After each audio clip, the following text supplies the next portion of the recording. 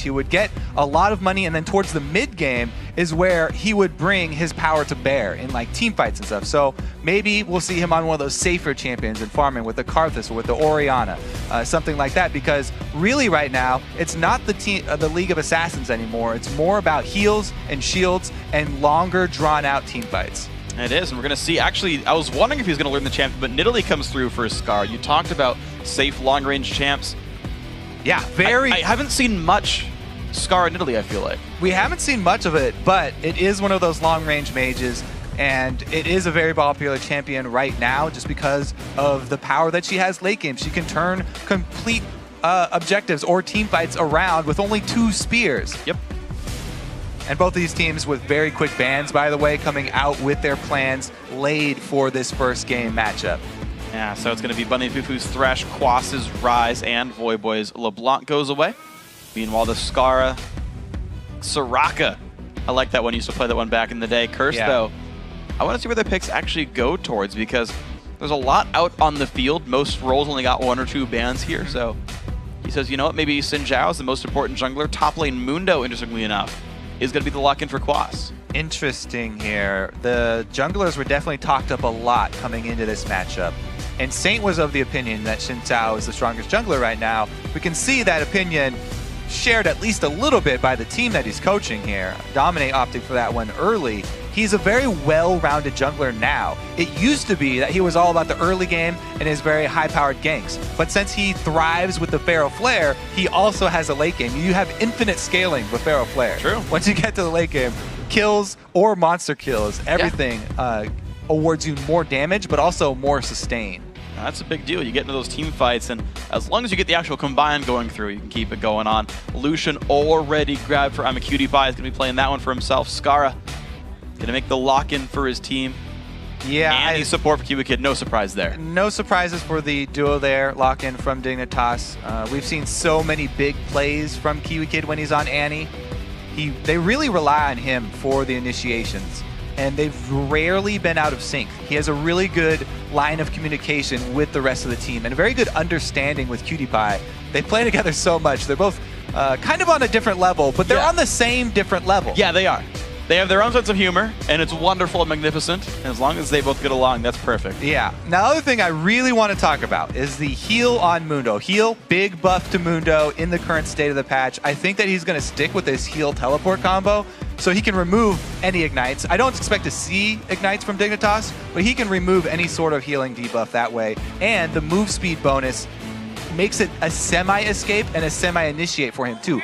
Heal is really the jack of all trades when it comes to summoners. It's so good in almost every situation. And you're going to see how many get brought out on both sides of the lineup right now. It's going to be Corki, Leona, heavy magic damage lane here for Curse's duo there of Cop and Bunny Fufu. With Thresh banned away, he can't play his most played, his favorite champion, but should be okay, hopping with the power of the sun. Yeah, it actually used to be used as a kill lane a long time ago, because he can proc her Sunlight's proc so easily, and the burst damage is there even before level 6. True. It's a scary lane. The chasing is actually really strong as well. You've got Locked-in, you've got chasing. It's going to be tough to play against. And honestly, like, Annie versus Leona is a bit difficult for Annie because you can't like burst down the tank in the front line, so you can only hit the escapable Corki. And the main thing that they're looking for with that Leona is long-range engage for Nidalee. Whenever you're going up against Nidalee, you have to be worried about the end game. You want to be able to close distance. Leona is great for that. So we'll have to see if there's some sort of an answer from Dignitas, maybe an early Crucible from them. I don't think that they can go that way, though, having locked in Annie so early, who really favors that move speed and the talisman. True. Have to see where Kiwi Kid actually decides to spend his money early. There's 2 pretty good options for him to go with. Yeah, the only real disengage tool is the fact that you can maybe drop a cocoon down, and then like Tibbers hopefully locks down the front line. Yeah, you exactly. Hope that works out. That's why, I mean, there's a lot of pressure on Kiwi Kid here to deal with the hard engage. It's either going to be cleansing someone, or it is that speed buff that he's going to try and provide.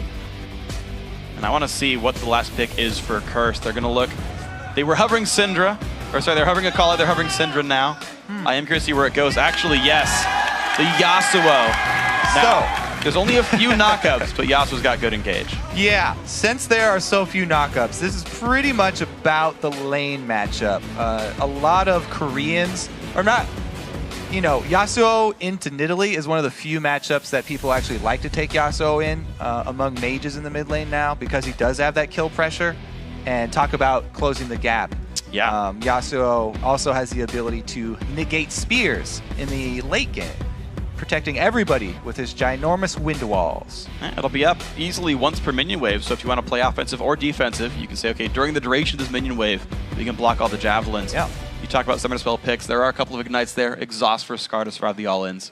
So, yeah, exhaust all around amazing against assassins like Yasuo. Yep. So that's why we don't see a lot of them. But because he's such a good pick against Nidalee, that's why they're going for it. Good to leave that as a last pick. Yeah, it's good adaptation. So as the teams load onto the Rift, let's tally the votes over at LOL Esports. 54% think that Dignitas is going to come out on top. Very close. I like that, because this is definitely the closest match I think that we're going to have today. Especially since coming into this is the match where both teams have prepared. So we get to see how good their theory crafting is. As the best of 3 goes longer, and we get to see the adaptations and the differences with side choices. But really the first game is so exciting because we get to see what they feel is very strong in 4.5, which is fairly new for these guys. We'll see it happen. Now remember, guys, throughout the game, we will be checking in with you at Twitter to see who you think will win. Yeah, tweet your choices using that hashtag DigWin or the hashtag CurseWin to @LOL Esports. And we will periodically be showing that graph and decide if the fans you guys right? are fickle or if they will stick to their initial votes. Well, I mean, I think it's fair to get evidence and then change your opinion. Yeah. That's just being scientific. Like, you know, I thought Dignitas would win, but Cursor 10-0, you know what? I feel like I'm going to change my option here. See which way it goes right now. The stun charged up here for Kiwi Kid. Also goes for a Spell Thief's Edge. I don't see that actually pan out amazingly for Annie typically. It's a bit hard to get stacked, especially against the Leona lane. But yeah, they're probably expecting 2-versus-1 situations because they're so common nowadays. 4.5 with all the invades to protect junglers' first buffs, which are, to be fair, extremely important. And there's a reason that everybody does that. There are other plays that you can do. You can everybody stack up and try and defend a buff, or you can invade the off buff. It's just that the other plans involve a little bit more risk, and each extra ounce of risk that you have in the early game makes these teams very uncomfortable. They don't want to have the other team snowball an early lead off of level 1 just because of they chose the wrong buff to invade. Yeah, so Curse playing a bit risk averse here. I actually want to check back on the summoner spell picks because we actually have a pretty varied lineup actually. So as per normal, everyone's running Flash, but it's two exhausts here for Curse. Mid laner and support running exhaust, primarily for the Jax, I'm guessing. Scar running exhaust for Voyboys, Yasuo as you talked about, but Ignite for Kiwi Kid. So kill pressure here in this bottom lane. Yeah, he actually is opting with the old summoner spell, Ignite. It got a little buff as well. You got to give him some love. You can get vision of people if they go into a bush, whether Ignite, then you will continue to see them. Ignite? It's I'm going with Wombat on that one. Ignite, all right. It's fair enough. Gonna make a sweater. All right, so the buff trade here, this is the new normal start for everybody. And it looks like it will transition into that 4-man level 2 lane push. Yeah, the double jungles coming out from both sides. Slightly different looks for the two, though. So, ooh, Shinsao going back to get his buff. Yeah, exactly. I will dominate soloed his own buff, got level 2, and is going to grab his own red. Meanwhile, Quas is just taking the white by himself. I guess he's not going to recall backwards because, again, it's a 4v0. I guess he can just regen without it. And then they'll group up for the 4-man push. Meanwhile, it's the duo jungle here for the Dignitas group. Yeah, so Dominate had a longer path to walk, but he is going to hit that level 3. It looks like Mundo actually trying to do some jungling of his own. So they're on the top lane. That turret has the champion reduction. And they're also taking the longer route. So Dignitas are by far going to have the lead in the turret rushdown. They've just gone with the level 2s, whereas Dominate here, teaming up with Quas for the double golems, has hit that level 3. Now, one thing that's going to be interesting to watch for, though, is that Dignitas pushed on the second wave, meaning most of these minions are now dead as the turret went down. So their second turret push is going to be very minion-light. Their cannon minion just now showing up. Curse's push is on wave 3. A lot more minions here. They'll move faster, though Dignitas is farther ahead. Yeah, you got to keep track of that cannon minion. So important.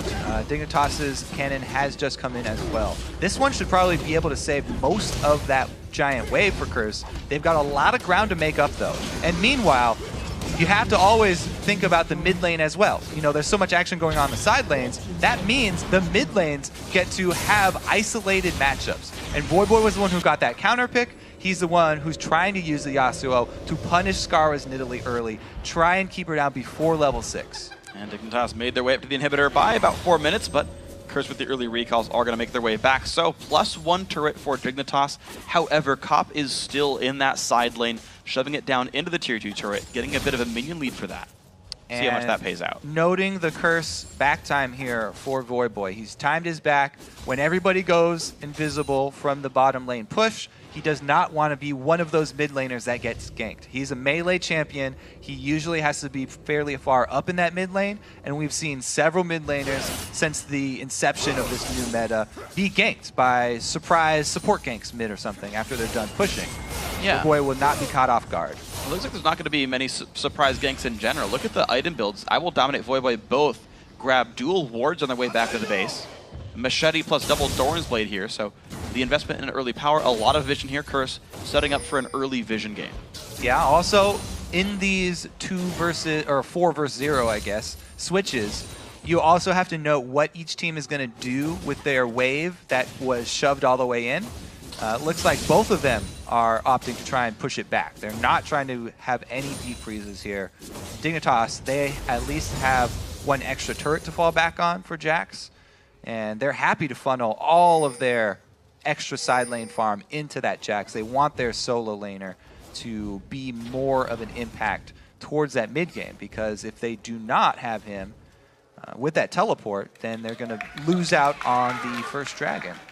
Kiwi Kid already killed one of the pink wards, but walked right by the second. So Curse invested 200 gold, lost half it. Dignitas talked about what are they going to do with the big wave. They move up top. They get the early positioning here.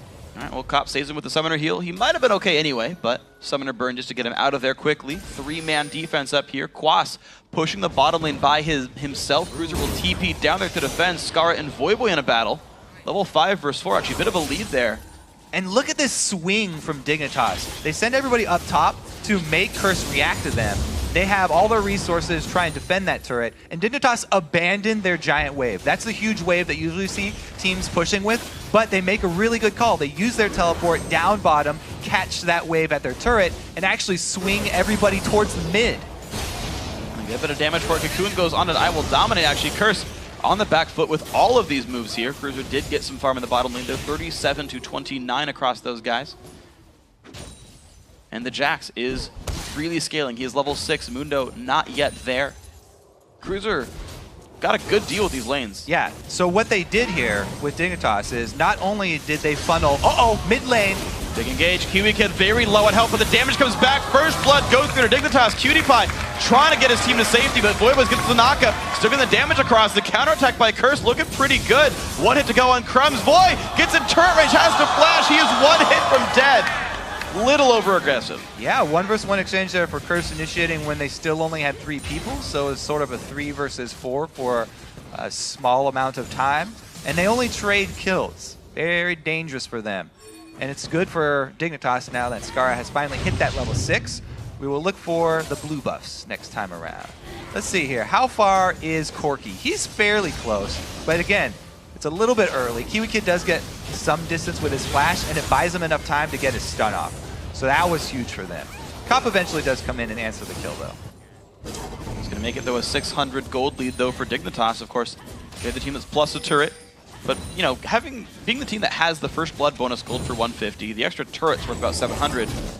Them being only up 600 means that the farm is going Curse's way right now. They are out CSing, getting individual gold in general on the map. So that is one thing to keep in mind for Curse's long laning phase so far is going their way. One of the most interesting things about the changes to the early game is watching where teams actually choose to put their money, because before, a lot of laners' income depended on how good of a laner they were. You know, how well can you CS against your opponent and deal with jungle pressure. Now, though, teams actually get the choice early on who do they want to funnel that side lane farm into that's been pushed in past 2 turrets?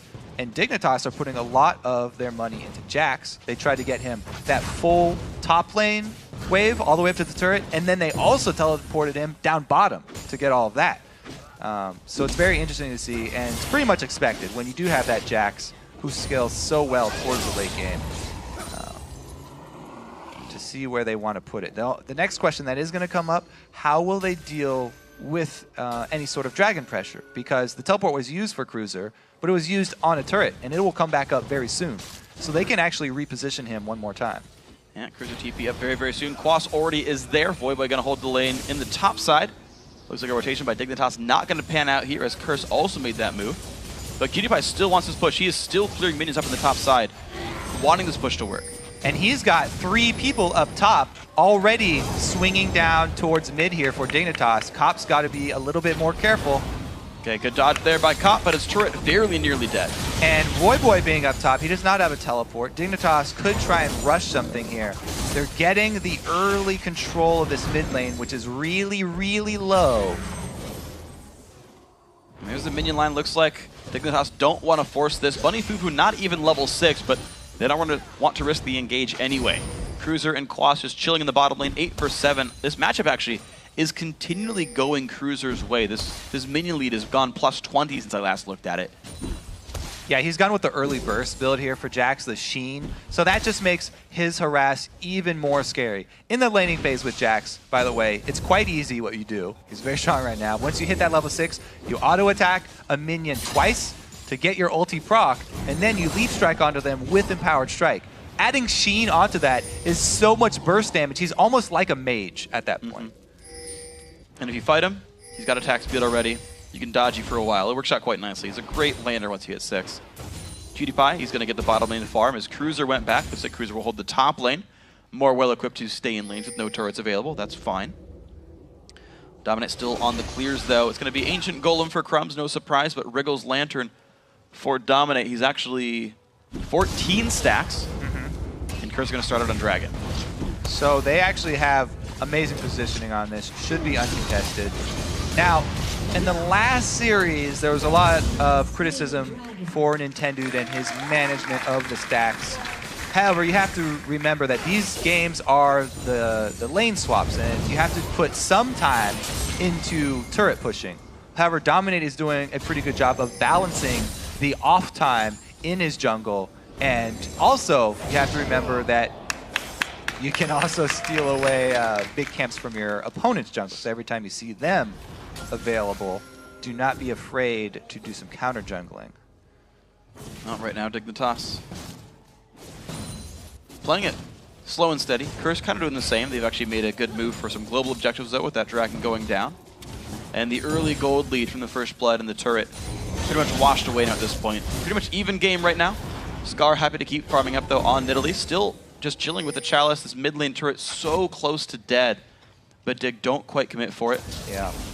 QtPie going to kill that ward away. Nice choice. That's why wave clear is so important in the new meta, because there's so much time spent sieging, and you want to buy as much time as you can for your jungler to be able to actually jungle. Corki's a good champion for that as far as AD carries go, but it's not enough, and they can't hold on to that mid lane. Good little move here from Dig, rotating from the mid lane after it's dead all the way up to top. And here we are, Dignitas. Their entire lineup is here. Quas, excuse me, has his teleport. So this could be a 5v5 if they wanted to go for it. If they're not going to go for it, they should be having Quas shove his lane as hard as possible. Oops. Sideways wind wall right there. Late teleport comes in. Curse wait till the turret goes down, but no engage whatsoever. Dignitas, 2 turrets unanswered. Yeah, a few little mechanical mistakes there from Curse all at the same time. Does cost them that large cooldown for teleport. They already lose the turret and don't get the fight, and they also don't get the shove down bottom. That wave that Quas was working on is not even going to hit the turret. The minion wave is going to stop right before it, and that will be QtPie. Very happy QtPie. Yes. Able to go soak all of that blob of money right up. They'll get to have his pie and eat it too. Ah, Javelin missed. Scar's got to try again. Put the trap down. There he goes. Move up for himself. even if it didn't, if it hit the turret quickly, like Cruiser still had TP. There was almost no way that was going to nobody. Yeah, that was just perfect timing there, though. That's going to be a stacked up Bloodthirster. Perfect for Cutie Pie. The other thing that's good for them, as we just saw, controlling blue buff. They didn't have any hard time with it, even though it was the dual invade and both teams exchanged blue buffs. There was no small lizard left there to delay the respawn of it. Yeah. Yeah, that was theirs at the very beginning of it all, and they kept it going. So it's interesting to me that Curse is playing so slowly in this game. It feels like one of the games where they lost to CLG, where they were so afraid to make any moves that Counterlogic Gaming like kept pushing, and Curse never actually went to go engage. Like, well, this one's not good yet. This one's not good yet. Dignitas have now answered 4 turrets in the mid game. Curse have engaged exactly 1 fight. No one's making any plays. I think they've been trying to accommodate the Pharaoh Flare jungler into the lineup here. They were doing their best to hold all of these moves from Dig without having to call dominate, because he's not going to do that much at a turret. Xin Sao not that great when compared to Elise when he's sieging up. Crumbs will obviously have a pretty big advantage in that, able to harass under turret and be ranged. So Curse are sort of biding their time early. I think the biggest mistake for them was that top lane move. They wanted to finally go for it. That was their hard engage. It's the hard engage versus Nidalee. You need to actually make that play work for them to stay more even in this game. Yeah. Well, we're going to see 2 minutes till Dragon. That's going to be maybe the next big fight. Dignitas still working the map. Now, Dominate's at 24 stacks now, so he's about at a 15-minute combined, which is still a rather quick clip. It's really good time for the swap that happened. Yeah. And that's what I was talking about, how they were sort of sacrificing little things to try and get him to that point. It's such a huge burst in power when you get the conversion up to a Pharaoh Flare, because then not only will it stack with the monsters, but also the kills and assists. And the sustain with Xin Sao is amazing. If he builds 1 defensive item after this, then he will be a fairly effective tank, as long as he's able to continue attacking throughout the fight. Okay, well, here's the test. Curse, they've got nothing else to wait for now. I feel like Jax would likely outscale Dr. Mundo. I mean, Yasuo's always going to be great, but with an exhausting enemy team, you have to question how often do you have to fight to make that finally pay off. Scar, of course, with the Athene's already done. Interestingly enough, actually, doing Athene's versus a physical damage mid laner. You often see all kinds of different builds when you fight, you know, somebody's going to be in your face, deal a lot of AD. But Scar wanting the regen, wanting the siege build. Yeah. That plus blue buff will be plenty for him. It's interesting, the summer spells now. Okay, double man gank up top. Nope. Negative. Now, do you think we will progress to the point where everybody's just running heals and exhausts and teleports, and we even forego flash? Because they're so strong right now, and heal actually gives some move speed. Wait till we see a team fight where there's 4 exhausts. 5 heals, 4 exhausts, and a smite. Yeah. I actually wonder, like, I'll entertain the thought, right? Just try it, and that will be hilarious. Yeah. Nobody does any damage. 5 heals the dream. And you run Soraka Lulu. Oh god. Support Karma. AD carry could be Sion. I am interested to see how the first fight does come out, though, because Skara's exhaust will be extremely important. Buddy Fufu gets exploded over the wall. Nothing's going to save him there. Down he goes. Yeah, that's what we talked about in Champ Select, why Dignitas rely on Kiwi Kid for a lot of the plays to be made, and why they locked in that Annie pretty early for them. Vision control around Dragon comes back up, and they get the jump on Team Curse, rewarded with an objective. Curse are in a bad spot trying to answer Dragon with mid-turret pressure. So Quas going to run away. Double Ruby Crystal still in the inventory, actually. Going to wait for a while to combine those the rest of the way up. But Dignitas, now the inside track in the mid lane. Good Javelin hits I Will Dominate. Cruiser going to zone the team away, put a ward down as well.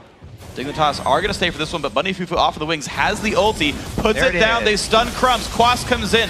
Voidway off the wings. He's got 2 Qs to go to the knockup. Puts the wind wall down.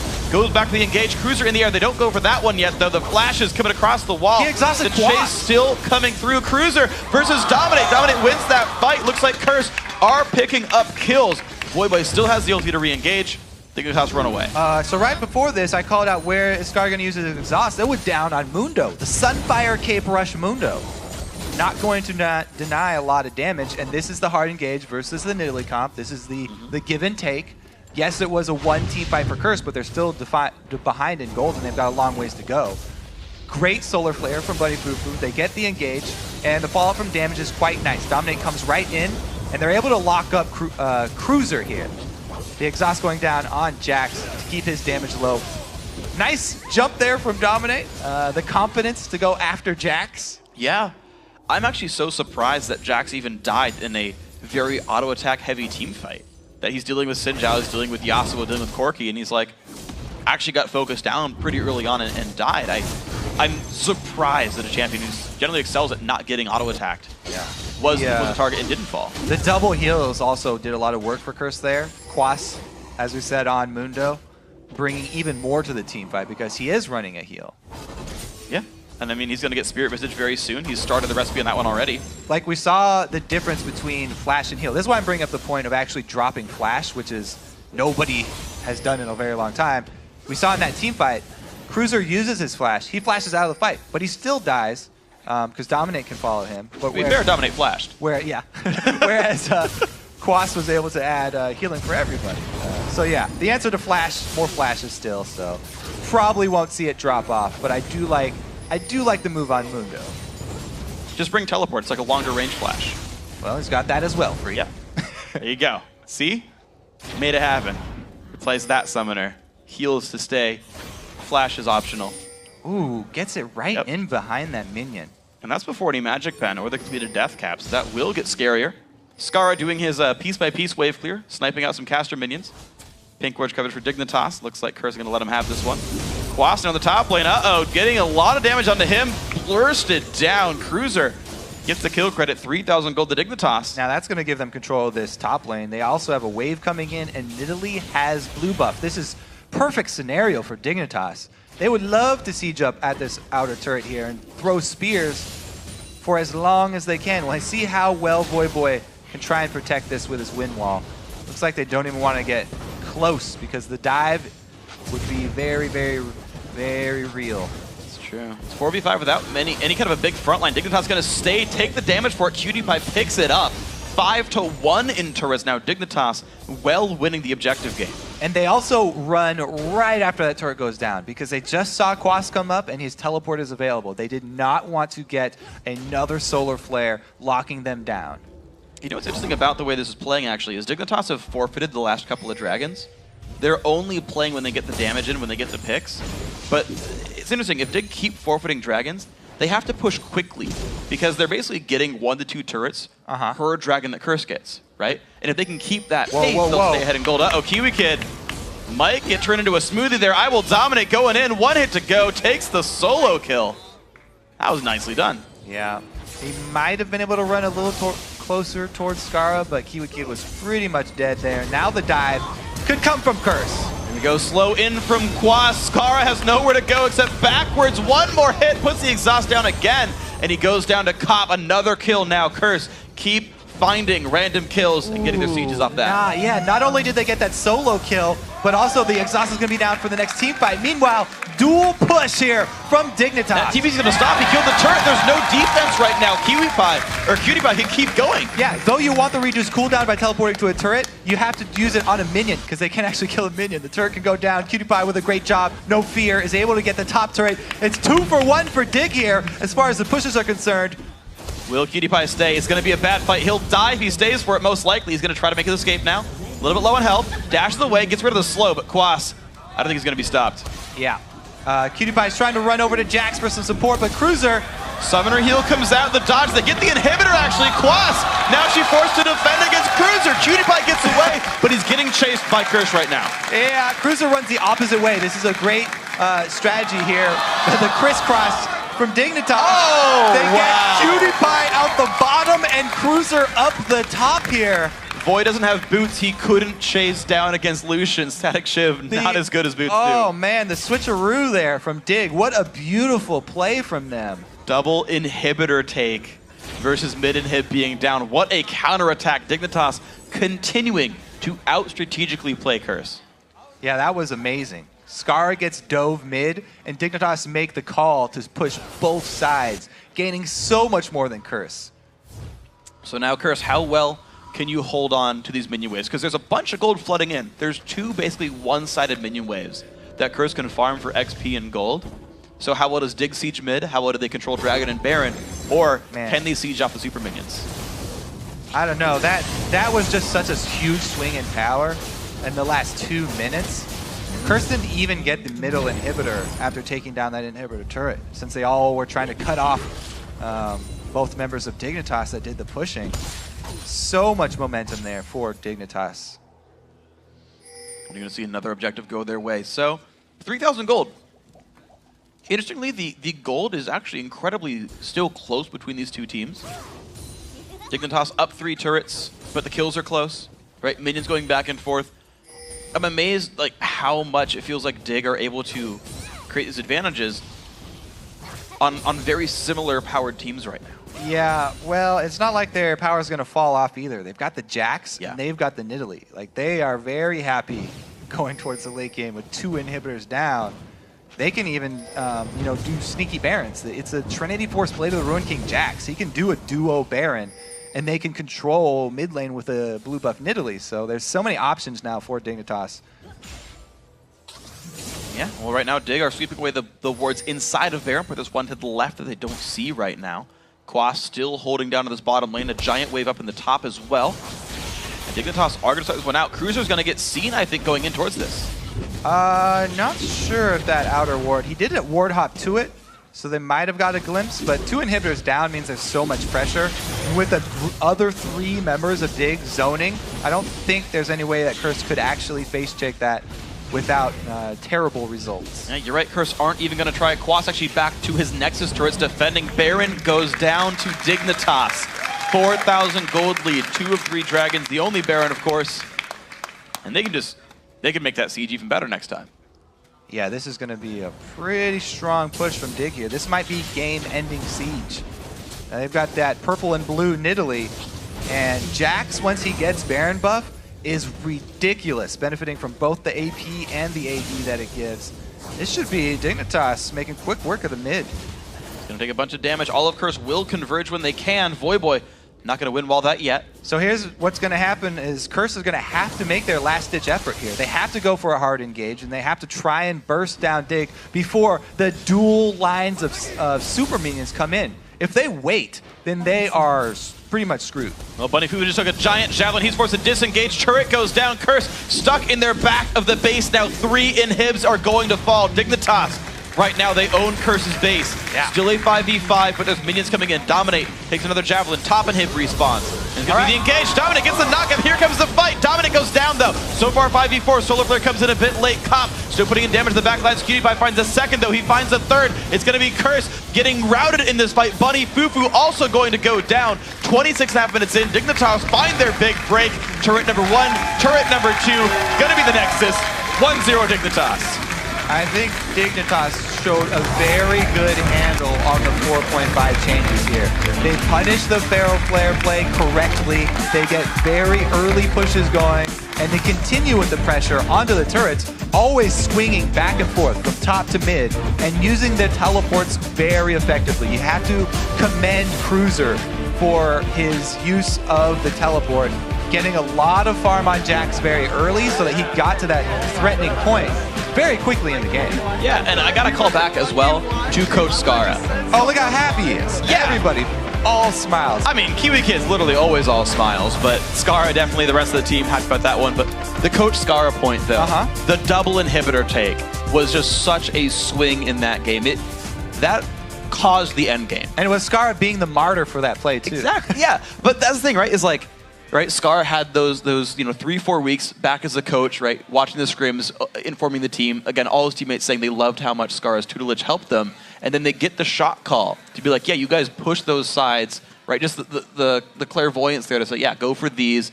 And then once those fell, it was just step by step till Dig won. Yeah, how important is that macro game perspective? Extremely important, especially with the new changes that have come here. Yep. Dignitas just blow Curse away with this one. Yeah, game 1 of the quarterfinals was exactly what that one was. So, poke comp worked out for Dignitas, right? Yeah. You know, split push Jax, Nidalee, Lucian, Elise there as well. Some good sort of backline support right there. Leona's there in case, or not Leona, sorry, Annie there in case you need some disengage. The picks came through for Kiwi Kid actually pretty well. Curse tried the hard engage. They had Yasuo to follow up on the Xin Zhao, to follow up off of Leona. Didn't work. Curse found so few fights. I think there were, what, 5 kills all game with a hard engaged team? That's rough. I think the draft phase is going to have to go better for Curse next time around because giving up Jax and Nidalee, those are both extremely high priority champions right now. I don't see anybody giving those 2 champions away again. I mean, remember back to the split where Coast, they won all this, like they won a streak winning with Jax and with Nidalee. Just extremely strong combo. Good thing to watch out for, guys. But for now, we're going to throw it over to the guys at the analyst desk to break down Dignitas' first win of the series. Thank you very much, Freak. And it was a good game from Dignitas, swinging, coming out the gates with Skara on the lineup. First pick Nidalee. I want to touch on what Kobe was saying right at the end there. Dignitas got both Jax and Nidalee. As soon as Nidalee was locked in, we were discussing how hard engage is one of the best ways to deal with the Nidalee. There was a Leona fairly on, a Yasuo. I mean, I think Curse had the tools, but they just couldn't stick to Dig long enough. Yeah, I think they had a good ban pick phase. I think that they had the team comp they wanted to play against Nidalee. It's just people weren't hitting their abilities, and they got out-rotated at the start. You saw they took the 2 turrets to 1, and just Curse looked behind the entire game. It just looks like nerves almost. Quas was behind on CS, and people are just missing skill shots. Like that Leona engage at the top lane is the most critical point of that game, because if that engage hits and you get off even 1 kill, you can start pressuring other lanes, and just people missing skill shots. I think the one thing we underrated when we were previewing this game is Skara's experience.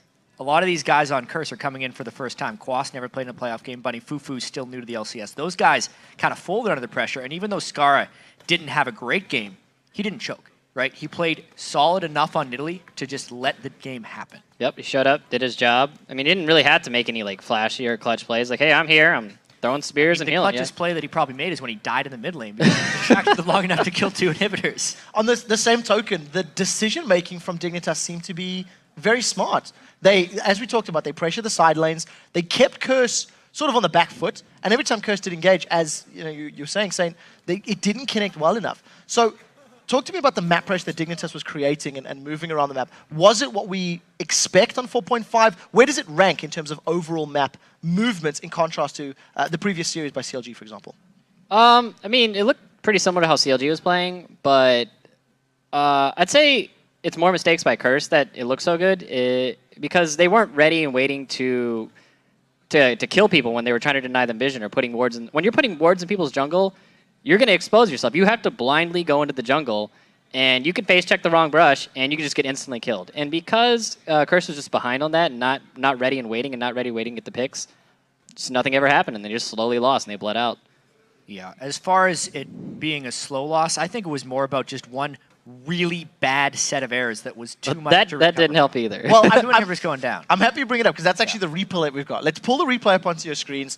Before the inhibs go down, it does actually start with Curse getting some kills. So let's roll this replay through. Jat, talk us through this mid-game fight to at this point, Curse has been waiting so long to try and find an initiation. When they want to get Scar, they just all pile on. But think about where they actually had to commit here. That's 5 people strong to get 1 kill on an Italy in between turrets. And when they go that far, even recalling in between turrets is impossible. So the earliest they could have gotten back would have been Quas teleporting to a minion.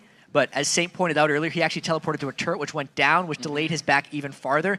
And at this point, because they had dove so far through, the backup just didn't arrive for the rest of Curse. And Quas, there's not much more he can do on Tank Mundo when there's 2 damage dealers killing inhibitors. Yeah, I think getting greedy for that teleport was really big. Yeah, it cost him not only top inhib, but bottom inhib too. So just can't be greedy with the summoners. 22 minutes into the game, super minions down both lanes. Outside of Curse overcommitting in the mid lane, who needs to get their targets aligned? We talked about in the previous game, they tried to find engages, they had an engage comp. They over-aggressed on the engage. How do they fix this now? I think we just need to take a deep breath and just play it out. I mean, that game literally just looked like nerves to me. Yes, Dignitas had a really good early rotation. I loved what they did where they're like, oh, well, you know what? I'm not even going to get level 3. I'm just going to go start pushing a level 2. Like, what are you going to do about it? And I really like that play. But I think that Curse could have stabilized after that. And it just, nobody was on point. Nobody was being proactive. They're just waiting. They're being reactive rather than proactive. Anybody outside of Scar on Dignitas' side that stands out in your mind? We talked about Crumbs in particular. Yeah. He picked up Elise again. Elise has fallen somewhat out of favor in recent weeks. Did a pretty good job overall, but I mean, what do you think of his performance and his map pressure himself? As long as Crumbs is still in the role that he was in mid-season, where he's making the majority of the strategic calls for Dignitas, he played fantastically. Just knowing where his minion waves were and when Dignitas did that 2-man off the side push, because honestly, that decision, those 2 minutes, decided the game. It was anyone's game before that, but because the minion waves got out of control, because they had 2 split pushers going at the same time, they were just in a position to win. And because Curse dove in on them, I mean, that has to go to I Will Dominate there. Or no, the other way. Other way around. Now, on the topic of I Will Dominate, on the side of Curse, picked up the Xin Zhao, got the Feral Flare, sort of mid-tier from what we've seen of the games today already, but a lot of Feral Flare junglers.